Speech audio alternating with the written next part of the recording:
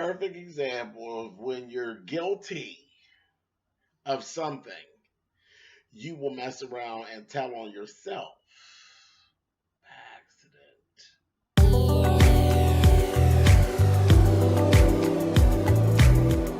And I'm like, come on through, Cookie. I want to put my soapbox. That's basically it. Let's talk about drag and all its forms.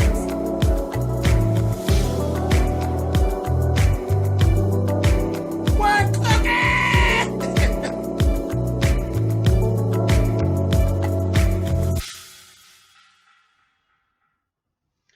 Hey guys, thanks so much for clicking on the video. This is the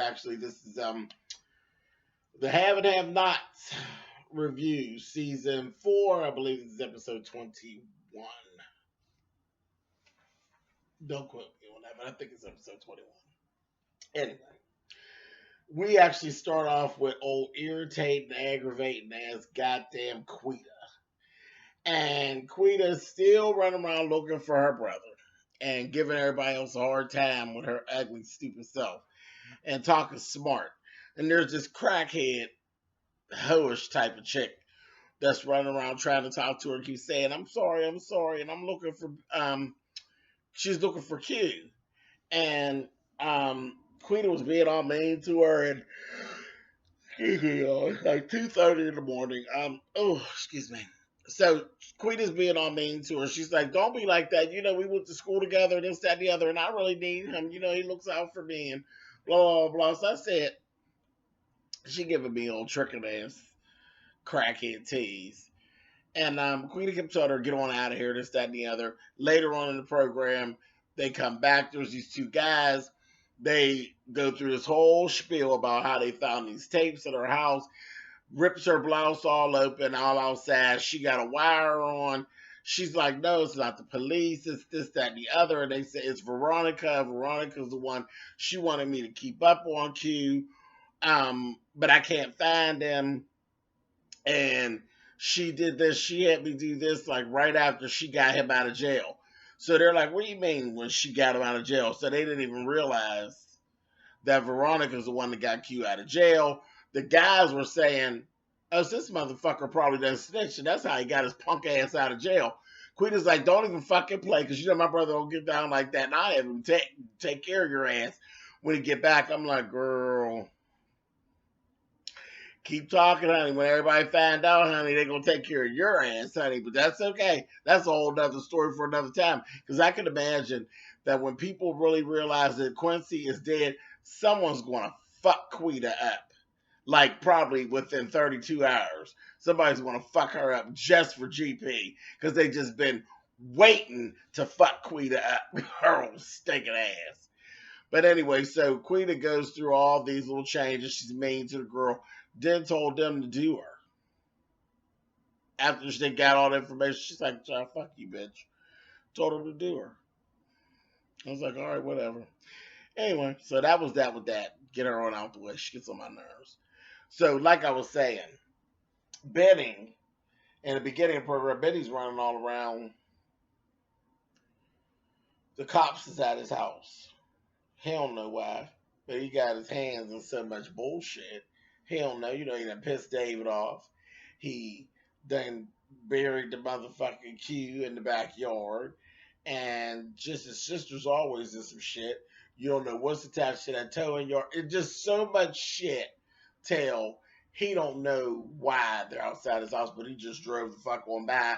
Calls Candace, ends up going over her house. They're over there talking. They're going back and forth. They both all paranoid, and they're talking about Veronica, and they think that it's Veronica, and that she, you know, she threatened Jeffrey, but Jeffrey went to the party, so to the engagement party. So, Veronica's.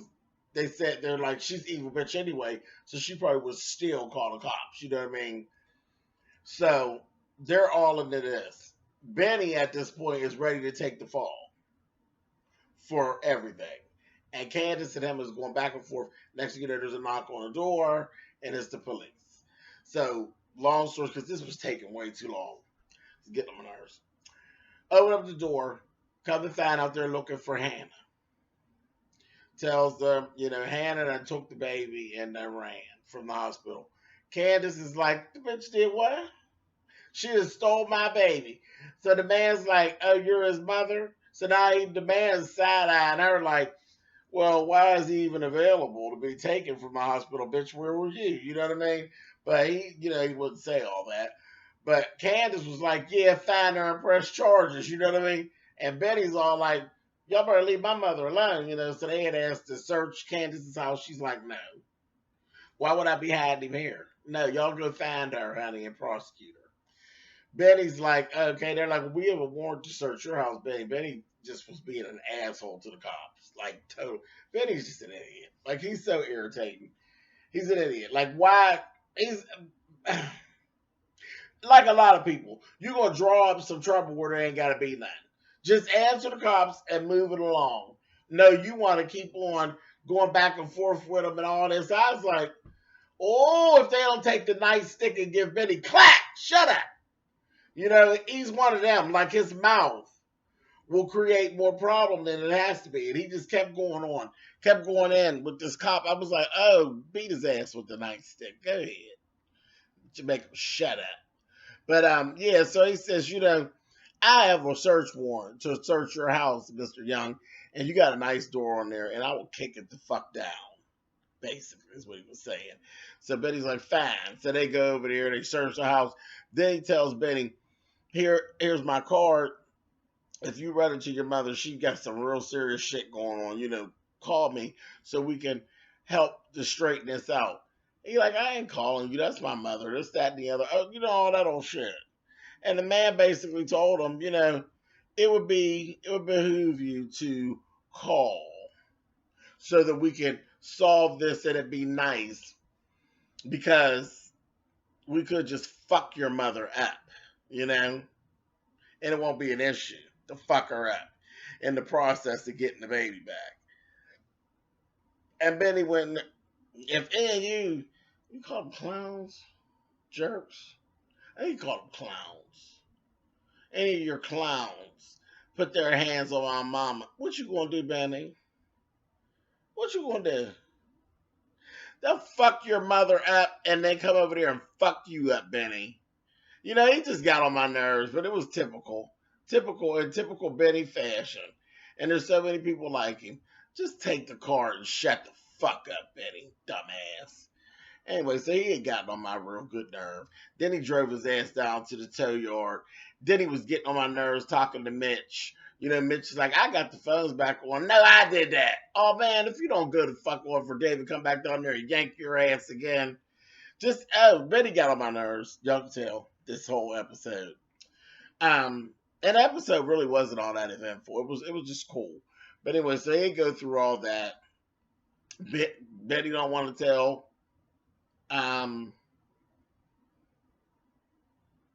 Mitch what's going on. Mitch ain't gonna tell Betty what's going on with him, because he's asking to use Mitch's phone. He's like, all the phones in there, you want to use mine? And the cops is following behind you. Like, what is that all about? He wouldn't tell Mitch what's going on. So Mitch gave him a burnout phone. And he's like, what are you doing with this? And he's like, just don't worry about it. Mitch was like, we're going to talk because you know too much about this kind of stuff. Mind your motherfucking business. So anyway, he ends up getting Hannah, talks to Hannah, and she's like, where are you at? And she's kind of like going around and around, and he's like, I'll come get you, blah, blah, blah, blah, blah. They're going back and forth. Bullshit. Long story short, she's over at Miss Cryer's house.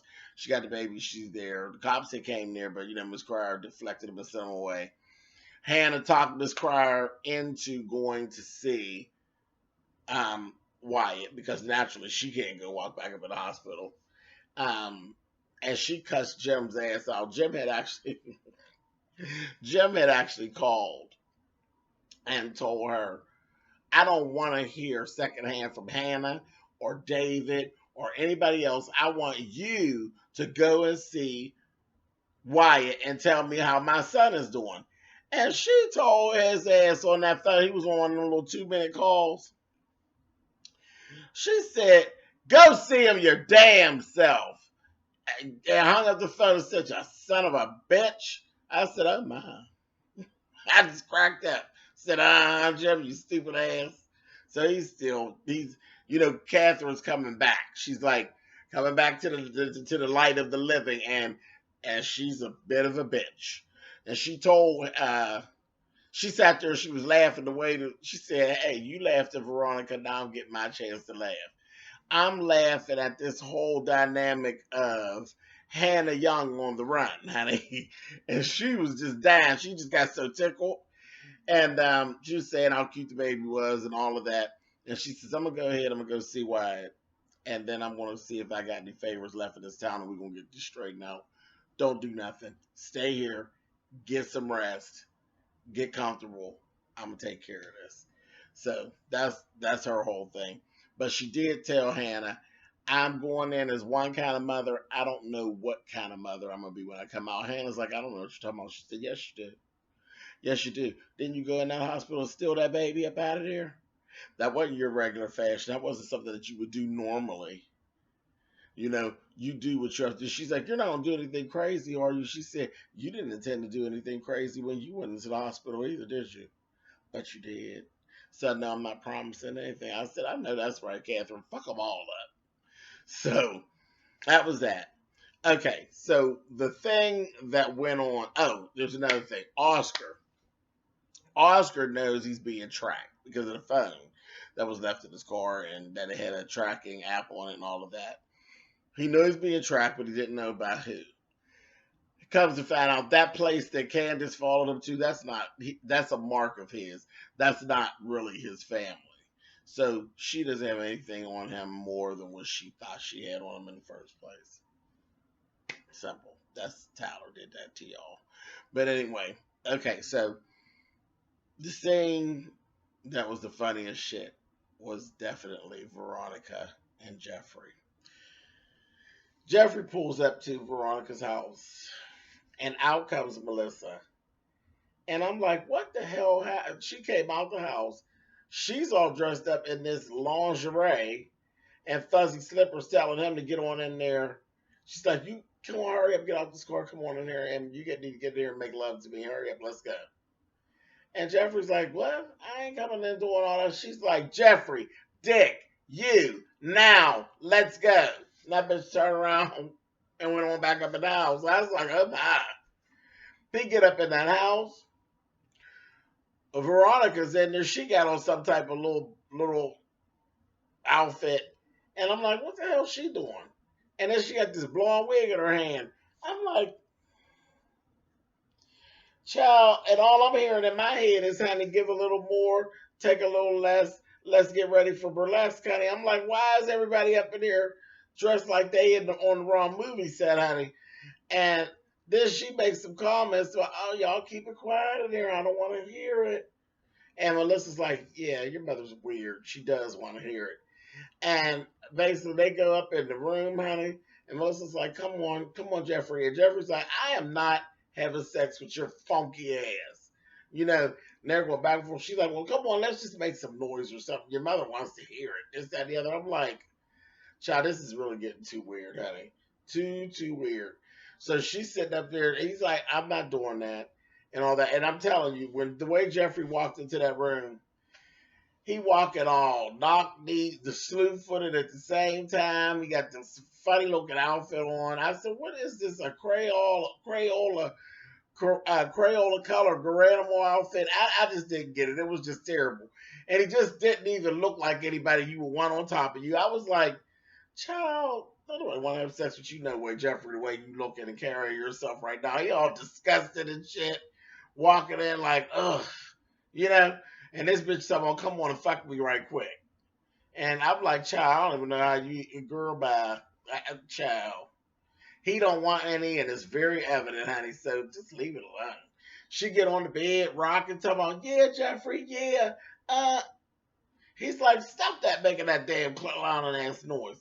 She gonna say, just come on, let's just make some noise so satisfy your mother. I gotta get my shit together, get my money, So Jeffrey, she gonna keep on doing it. Jeffrey gonna say, okay, cool, no problem. Oh yeah, Wyatt, come on, give it to me, Wyatt. Oh yeah, Brandon, start calling all these guys' names. I was like, Well, okay. Then he threw in there, oh, yeah, Justin. I said, girl, she telling it all, honey. Just like old Queen telling too much, honey. I laughed at Melissa was like, stop it. Stop it right now. I said, uh-huh. Child, they went back and forth, back and forth, back and forth. A mess. She ended up telling Jeffrey, you know what, if you got a better idea, let me know. I need like $1.9 million to take care of everything. You get that, and then we don't got to go through none of this. But until then, you could at least be nice to me. You know, you could be nice to me. We're stuck in this together. You could be nice. He said, now tell me why should I be nice to you? Like seriously. Like you lured me in, basically baited me to have sex with you, tricked me into getting you pregnant, and now you think I'm supposed to be nice to you? He gave her very much. He said, bitch, good luck on me being nice to you, and walked the fuck out the room. I said, I know that's right, Jeffrey. She's sitting there looking stupid as hell. And she slick slid in there that her mother actually was down with the whole thing with Veronica as far as, you know, making her be with Jeffrey. I said, oh, okay. Anyway, um, last thing. Veronica takes her ass down to David's office with that motherfucking blonde wig on and that outfit. And goes in there and say some old smart crazy shit about Maggie. Isn't this what you like, honey? With this blonde wig on down and talking shit to David. David get telling her, said, get your crazy ass out of my damn office. They go back and forth, back and forth. She's like, no, this is no way to act. She has the papers. She's like, so you did it. You served me divorce papers on the day of your son's engagement party. So am I to believe that you're not coming to the engagement party? He serves her with PFA papers for him and for Jeffrey. She says, well, I could stay away from you, but it's going to be kind of hard for me to stay away from Jeffrey because he lives with me. So they're going back and forth. And he's going to say, you need to stay away from Jeffrey. I'm trying to save your life. You're going to push that boy until he ends up killing you. And he will kill you. And she's like, I'm not afraid of Jeffrey. You know, this, that, thing, the other. And like I said, he lives with me. So it's going to be kind of hard for me to stay away from him. She steady pushing this dumbass wig on. And he's like, go away from me. You know, and she's like, well, whatever. He says, and make sure, he says, you know what? I think that for your dinner party, finger foods would be best. Make sure there's no sharp utensils on the table, bitch. I was like, oh my God. Them two. A mess. And that's basically all they really did this episode. So I will see you guys next week. All right. Bye, y'all.